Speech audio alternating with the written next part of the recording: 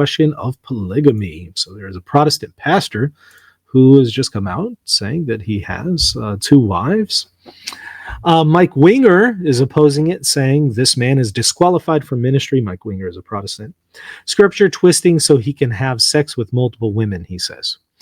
The original video says Protestant pastor Rich Tidwell recently revealed that he's taken a second wife and that she's pregnant with what will be his 8th child. Okay, so let's take a look and see what he says. Please let me know if there's any difficulties in hearing the audio. And then after that, I'll briefly go over with you what the Catholic Church teaches on the question of polygamy and if it's an open question or not, if it's a closed question, all that. The Bible never demands monogamy.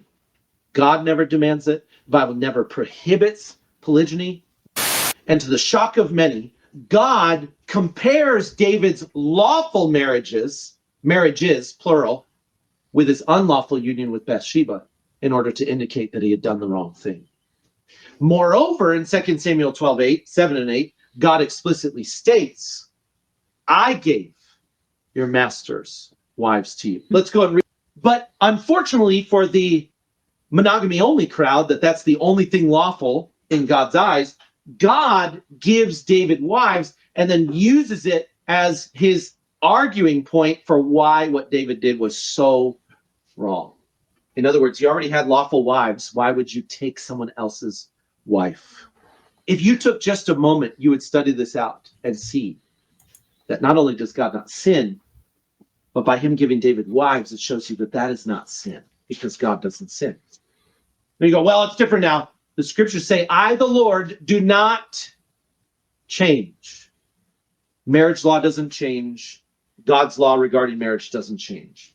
Moreover, do we truly believe that if Abraham, Jacob, or David resurrected, which is a possibility according to Matthew chapter 27, verses 52 and 53, when many saints resurrected at the time of Jesus' crucifixion, that era, if those men resurrected because they can, would they not be permitted to hold office or preach in the church?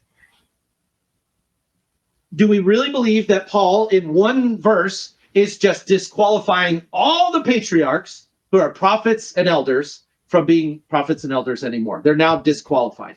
Absolutely not. It's not what Paul is doing. That's ridiculous. How could we possibly? If Abraham resurrected, David resurrected, and came to preach at your church, you really believe he's not allowed because he has more than one wife? That's insane. Literally, it's insane. They wrote the scriptures we preach, and they wouldn't be allowed to preach those very scriptures that they wrote. That's obnoxious. Are you listening? Moses had more than one wife, wrote 5 books of the Bible. We won't let him preach, though. That makes no sense. David wrote the Psalms. He even writes scriptures with commands and things to do. We wouldn't let him preach those things, though. He's not allowed. That doesn't make any sense. Romans 11:29 says, for the gifts and the calling of God are irrevocable. They're not in sin by having more than one wife, so their gifts and calling are irrevocable. Regardless of what your perspective is on this, I think pretty much everybody is in agreement that polygamy was allowed in the Old Testament. The question is it allowed in the New Covenant? And at least in this clip, I didn't see a lot of interaction with that. Maybe in the original video, he talks more about the New Covenant and engages some of the text there and, engages some of the verses where Jesus talks about this. And by the way, did you catch that part about Matthew 27, that there's a possibility these people would be resurrected now, and if they came into the churches and preached now, they wouldn't be allowed? And he referenced the people who were resurrected at the time of the crucifixion. I thought that was interesting just because I've been hearing some very noteworthy Protestants recently questioning whether or not that event actually happened, whether or not that's just kind of a rhetorical story that Matthew was using. A lot of people just take that interpretation that it's not literal, it's just a foreshadowing of the resurrection. I think Mike Lacona is one who recently took that position, right? A pretty common position, believe it or not, among Bible scholars. So I thought it was interesting he brought that up just in light of the debate that's kind of surrounding, is that literal? Did that actually happen? If it did happen, how come nobody gives an account for that? That would be something that would be recorded in history and independent sources outside of the New Testament. Or was this, again, just a rhetorical device that Matthew was using to foreshadow the resurrection? So there's a big debate on it taking place right now, even within Protestantism. Okay, so yeah, and I've seen some people try to read the New Testament by saying, well, look, it talks about the pastor has to be the husband of one wife, and then they'll read into that to say, well, see, technically you can have more than one wife, but if you're going to be a pastor, you can only have a monogamous union, but everybody else can have a polygamous union. And others will push back and say, but wait, hold on. Jesus says that, it's marriage is between one man and one woman, and that's how it was from the beginning. And he restored that. And yes, that's different than the standard that's found in the Old Testament that allowed for divorce and remarriage, for example. But Jesus restores things to how they were originally in Eden. And so now polygamy is excluded as well as divorce or remarriage. And so there's that argument as well. What does the church, what does the Catholic Church say on this question, however, is what I want to just briefly explore with y'all, because there is a statement here. Some might think, well, maybe it's an open question in the New Covenant from the Catholic paradigm. No, I don't think it is an open question. There are some things that are open in Catholicism. There are some doctrines that are reformable in nature, as I've discussed many, many times. And as the church itself says, that's not controversial. The Catholic Church is the one that says these doctrines, some of the doctrines are reformable. Is this, however, one? Well, no, this would be one of those irreformable doctrines. And what exactly has the church said about this? How is it weighed in on it? And how do we know it's definitive in nature, irreformable in nature? That's what I want to just briefly take a look at. And by the way, for those of y'all just now joining and tuning in, welcome to the show. Everybody hit the like button, hit the subscribe button. Okay, so let me share my screen once more, and let's take a look here at the Council of Trent. And so the Council of Trent is an ecumenical council. So an ecumenical council is going to be a union, or a gathering, I should say, of the College of Bishops, of all the bishops of the world. At least all of them are invited, not necessarily all participate, but all are invited. And they come and speak for the entire body of the church. And to form the College of Bishops, they also have to be united with the Pope, so with and under the successor of Peter, as Vatican II puts it, and Vatican I. So if you take a look at the Council of Trent, this is the council that responded to the Protestant reformers and some of the errors of the reformers. This is the Counter-Reformation. This is the Catholic response to the reformers. And they have a lot of sessions, but one of them deals with the sacrament of matrimony, because there were some questions on the issue of divorce and remarriage with the Protestants. And so this one was tackled. And here's what Canon 2 says of the session, which is the 24th session on the doctrine of the sacrament of matrimony. Here's what the second canon says.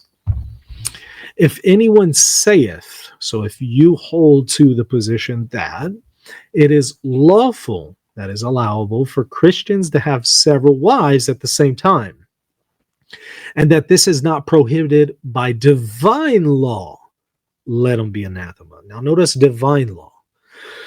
Divine law as opposed to ecclesiastical law, as opposed to human law. Divine law would be law that God has put into place, not just church law that the church could change, or just man's law that you might have in a secular society, but rather divine law, which, in this particular context, doesn't change. Unless God changed the law, but he hasn't. And so the idea here is that God has said that in the new covenant, you cannot have polygamy. And what is going to be the justification for this? Well, when Jesus talks about how in the beginning it was not so, where you had divorce and remarriage, and also then by extension polygamy, multiple unions, it was rather one man and one woman united together for life. And so that's going to be the source for this claim that it's part of divine law. And anyone who says contrary, you'll notice the canon anathematizes them. So an anathema in this context is a little bit different than a biblical context where you have anathema being used as the curse of God. It's a little different here, although there might be still a relation. But by the time of the Council of Trent, it's a reference to excommunicating people. So if you have a Catholic who says, yeah, we can still have polygamy today, and they knowingly do this, they're aware of it, and they're just thumbing their nose at the decision of the church, then they're anathematized. That is, they're separated from the church, they're excommunicated. And in this context, the anathema is not merely a disciplinary measure, but rather it indicates that this teaching is dogma, meaning it is something divinely revealed. And how do we know that it's dogma rather than just a disciplinary anathema? Well, because it explicitly tells you in this case that the reason for this is divine law. And so what you have here is a dogma being asserted, something that's revealed by God and then confirmed by the church as divinely revealed. That's going to be a category 1 teaching, level 1 teaching. And to oppose that would be heresy. Okay, so if you were to say as a Catholic that you can have multiple wives, polygamy, that would be heretical in nature. And if done, with full knowledge and consent, there would likely be here, I would argue, an automatic excommunication, since it would be heretical. And the Code of Canon Law talks about those who obstinately doubt or affirm a heresy are automatically excommunicated. Okay, so this, you can't really get any more clear cut than this, right? I mean, there might be some wiggle room with some other doctrines, but this is not one of them. In my estimation, there's a lot of wiggle room with this one. The church is pretty clear about, right? So, there's some interventions that are just very, very clear, like the Assumption of the Virgin Mary. Does the church teach that the Virgin Mary was assumed into heaven? Yes, that's just clear cut. Other questions on what kind of grace is used in this particular situation? What do we call it? Those things can be debated. There's a little less clarity to some theological matters, but this is not one of those. This is one of those. It's pretty clear cut from the Catholic perspective. Now, from the Protestant perspective, there is no analogous magisterium that can kind of intervene on these questions with a definitive judgment for everyone.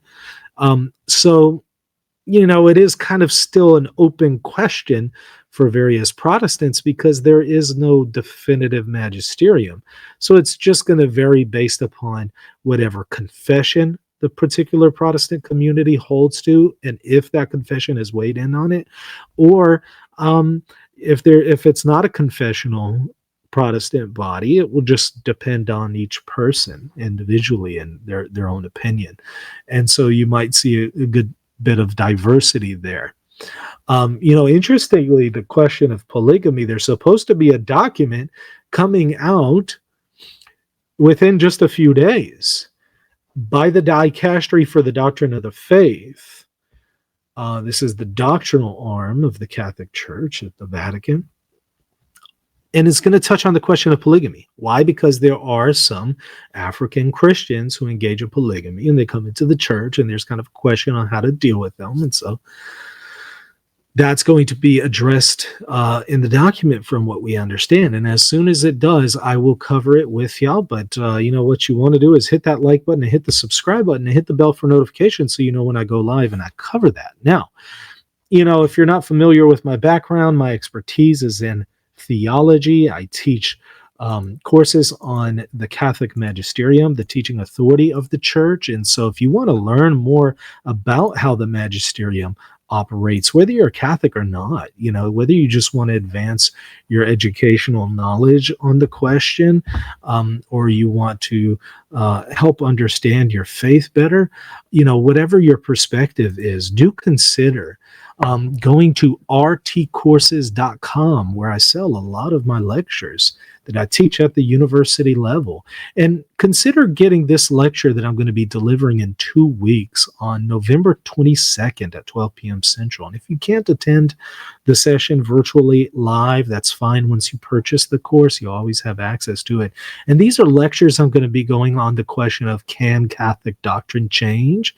Exploring the possibility of doctrinal reversals. And so we're going to talk about this is particularly the topic of my doctoral dissertation. So we'll talk more about that. And the other reason why I'm telling you about this is once you purchase that course, it will give you an opportunity to get a 40% discount on the already discounted price on my magisterial studies program bundle here. So rtcourses.com. Once you purchase it, take advantage of this coupon that will give you a good discount on all 30 of these lectures that will teach you everything you need to know about what the magisterium is, what its history is. All 21 ecumenical councils are covered, as well as how to read magisterial documents, which we've been seeing a number of magisterial documents coming out recently. And so it's important to know how to read them and evaluate them.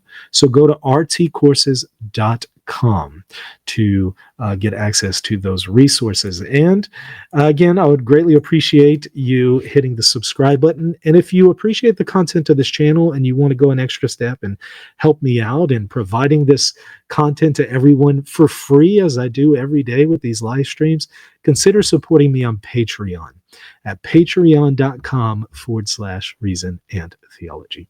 That's going to do it for now. We'll see you tomorrow.